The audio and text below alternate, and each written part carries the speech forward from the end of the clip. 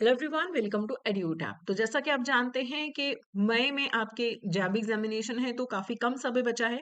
तो हमारा टारगेट होना चाहिए कि बहुत ही लिमिटेड टाइम में हम बहुत अच्छा प्रिपरेशन कर लें। तो देखिए, सबसे पहले आपको पता होना चाहिए important topics, syllabus, previous year questions. तो उसके लिए आप तो एक इस वीडियो के डिस्क्रिप्शन में लिंक है ई बुक का, आप उसे डाउनलोड कर लीजिए, जिसमें आपको ये सारी चीजें मिल जाएंगी, सिलेबस, इंपॉर्टेंट टॉपिक्स, पीवाईक्यूज। तो वो आपकी प्रिपरेशन को अलाइन करने में हेल्प करेगा। अब हम बात करते हैं सबसे इंपॉर्टेंट जो टॉपिक्स हैं, जो आपको करके ही जाने हैं अपने पीपीबी सब्जेक्ट के लिए। तो इसमें 4 मॉड्यूल हैं principles and practices of banking में, मॉड्यूल ए, बी, सी और डी। आपका जो 70% पेपर है वो मॉड्यूल ए और बी में से आएगा।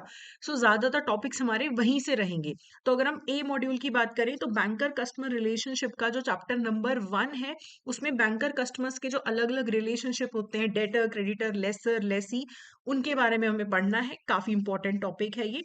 उसके बाद AML KYC guidelines, AML KYC guidelines जो है वो भी काफी इंपॉर्टेंट टॉपिक है कि prevention of money laundering act के अंडर पहले तो मनी लॉन्ड्रिंग का क्या मतलब होता है और क्या क्या चीजें की गई हैं मनी लॉन्ड्रिंग को प्रिवेंट करने के लिए, टेरर फाइनेंसिंग को प्रिवेंट करने के लिए।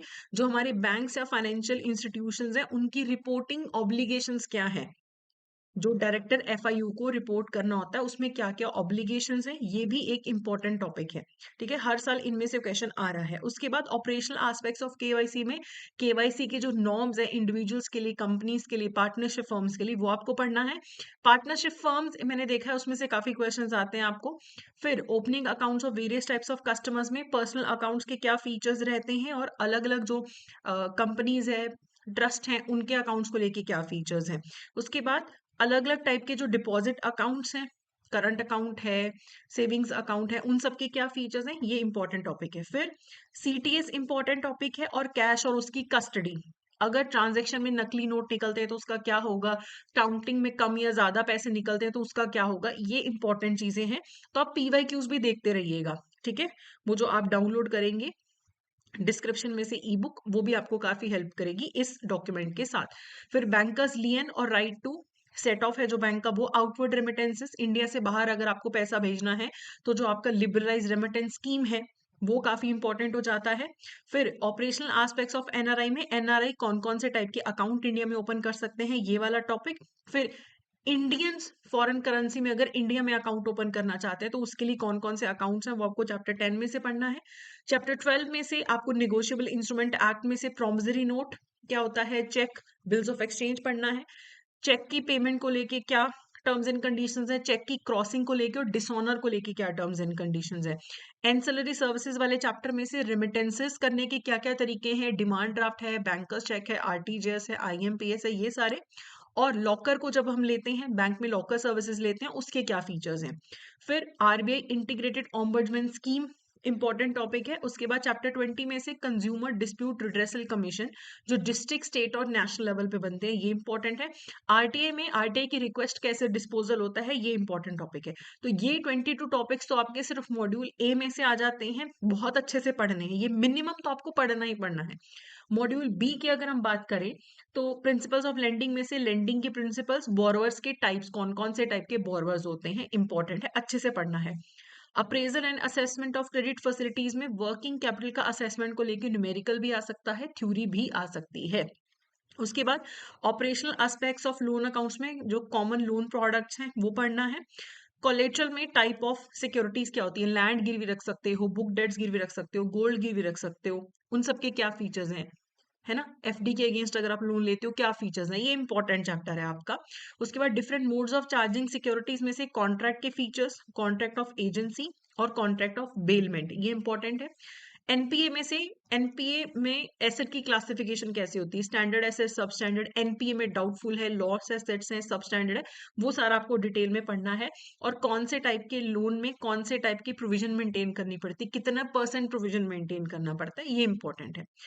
Important laws relating to discovery of dues में से जो आरडीबी एक्ट है, सरफेसी एक्ट और आईबीसी, तीनों के फीचर्स आपको पढ़ने हैं डिटेल में। ये चैप्टर आपका काफी टाइम लेगा कवर करने में, ये तीनों जो आपके टॉपिक्स हैं। कॉन्ट्रैक्ट ऑफ इंडेमनिटी बहुत छोटा चैप्टर है, तो पूरा का पूरा चैप्टर आपको पढ़ लेना है। कॉन्ट्रैक्ट ऑफ गारंटी में जो बेसिक प्रिंसिपल्स ऑफ गारंटी का जो कॉन्ट्रैक्ट है उसके बेसिक प्रिंसिपल्स आपको पढ़ने हैं, पार्टीज इन्वॉल्व कौन सी होती है ये पढ़ना है। लेटर ऑफ क्रेडिट में types of letter of credit जो है ये इंपॉर्टेंट टॉपिक है। उसके बाद laws relating to bill of finance में बिल्स की classification, inland bills, foreign bills होते हैं, यूसेंस बिल होता है, ये पढ़ना है। प्रायोरिटी सेक्टर एडवांसेस में प्रायोरिटी सेक्टर के क्या टारगेट्स हैं, डिटेल में आपको पढ़ने हैं। प्रायोरिटी सेक्टर कौन से हैं, उनके टारगेट्स आपको अच्छे से करने हैं।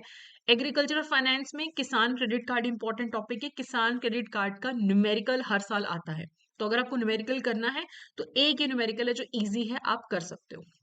ठीक है। गवर्नमेंट स्पॉन्सर स्कीम में से नेशनल अर्बन लाइवलीहुड मिशन जो एसएचजीज वाला पार्ट है, इसमें से क्वेश्चन आने के काफी ज्यादा चांसेस होते हैं, तो ये आपको कवर करना है।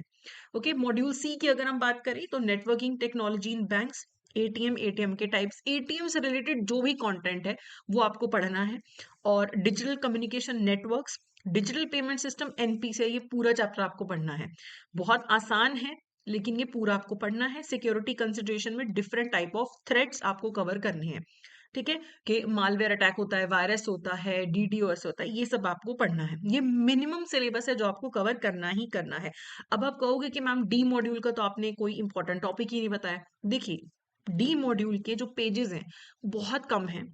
मेरा ये रिकमेंडेशन रहेगा कि एक दिन बैठो, पूरे के पूरा आप डी मॉड्यूल एक बार रीड कर लो, और उसके एमसीक्यूज जो बुक में दे रखे हैं, समरीज दे रखी हैं, सिर्फ एक दिन लगेगा, वो पूरा कवर कर लो। ठीक है।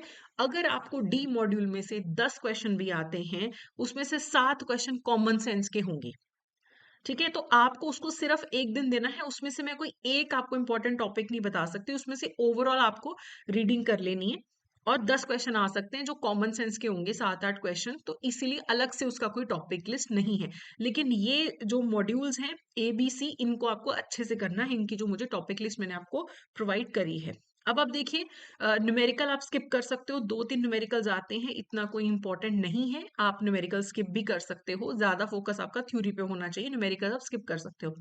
अब आपको लगता है कि ए और बी में से 70% पेपर आता है, हमें तो 50% मार्क्स ही लेने हैं, तो देखो, ए और बी को प्रायोरिटाइज करना है, लेकिन सी और डी को छोड़ना नहीं है। कुछ लोग सोचते हैं कि 30 ही नंबर तो हैं तो छोड़ देते हैं, लेकिन नहीं।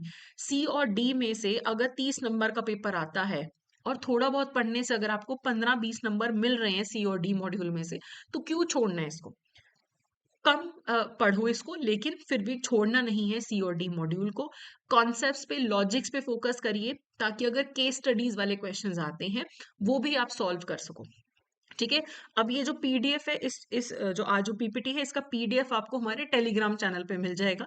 तो ये जो पूरी लिस्ट है ये आप संभाल के रख सकते हैं, उसी के अकॉर्डिंग आप पढ़ सकते हैं। जो ई बुक आप डाउनलोड करोगे और ये डॉक्यूमेंट, ये दोनों ही काफी ज्यादा इंपॉर्टेंट है। अब अगर आपको लगता है कि आपको प्रेपरेशन में हेल्प की जरूरत है, तो मैं आपको अपने कोर्सेज के बारे में भी बता सकती हूँ। सेल्फ स्टडी कर रहे हैं, वेल एंड गुड, लेकिन अगर आपको लगता है कि नहीं, मैं खुद से नहीं कर पाऊंगा, तो आप हमारी वेबसाइट पे जाएंगे, कोर्सेज में जैप कोर्सेज पे जाएंगे, वहां पे आपको कॉम्बो में आप क्लिक करोगे तो देखिए हमारा लाइव क्रैश कोर्स भी अवेलेबल है। लाइव क्रैश कोर्स है, उसमें 60 टोटल लाइव क्लासेस होंगी, हर सब्जेक्ट की 15, जिसमें 2-2 घंटे की क्लासेस होंगी। 120 आवर्स में आपका जो इंपॉर्टेंट सिलेबस है वो कवर हो जाएगा। इसके अलावा आपको नोट्स मिलेंगे, टेस्ट सीरीज भी मिलेगी, एमसीक्यूज भी मिलेंगे।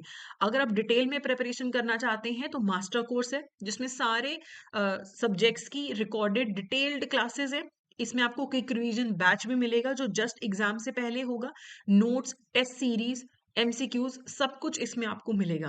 क्वेरीज आपकी भी जल्दी से जल्दी सॉल्व की जाती हैं। डिस्कशन फोरम पे आप क्वेरीज भी रेज कर सकते हो। अगर आप चाहो, आप जैप कैप का कंबाइंड मास्टर कोर्स भी आप ले सकते हो। तो आप अपनी सहूलियत के हिसाब से इन कोर्सेज में से चूज कर सकते हो।